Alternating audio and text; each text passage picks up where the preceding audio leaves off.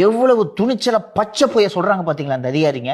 அங்க என்ன சார் போய் பண்ணுவாங்க? இப்ப இருக்கிறது கஃபே. அந்த கஃபேல இந்த மாற்றுத்திறனாளிகளுக்கு ட்ரைனிங்கும் கொடுக்குறாங்க. அங்க போய் அந்த கஃபேல போய் நீங்க இந்த பண்ணு செய்யறது, காபி போட்டு கொடுக்கறது, இந்த மாதிரி ட்ரைனிங் எடுத்துட்டீங்கன்னா இதை வச்சு நீங்க வேற ஒரு கஃபேல வேலை வாங்கிக்கலாம். இது வரைக்கும் 14 பேரோ என்னமோ பயிற்சி எடுத்து வேறு வேறு இடங்களில் வேலை செய்து கொண்டிருக்கிறார்கள். பல நிறுவனங்களில் என்று சொல்லலாம். மாற்றுத்திறனாளிகளுக்கென்றே கோட்டா மாதிரி வச்சிருக்காங்க. அன்னைக்கு இந்த ஃபுட் ஆர்டர் பண்ணியிருந்தேன் டெலிவரி ஆப்ல. ஆர்டர் பண்ண பிறகு எனக்கு கால் வருது டெலிவரி ஆப்ல இருந்து, ஆட்டோமேட்டட் கால்.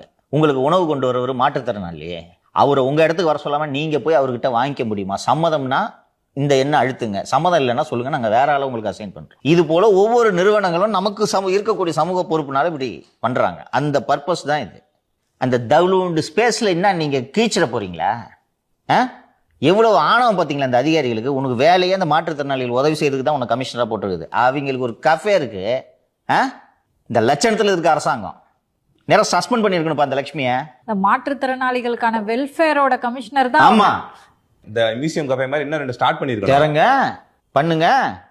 இதுதான் உங்களுக்கு வேலை. சப்சிடி கொடுத்து உதவி செய்யணும்.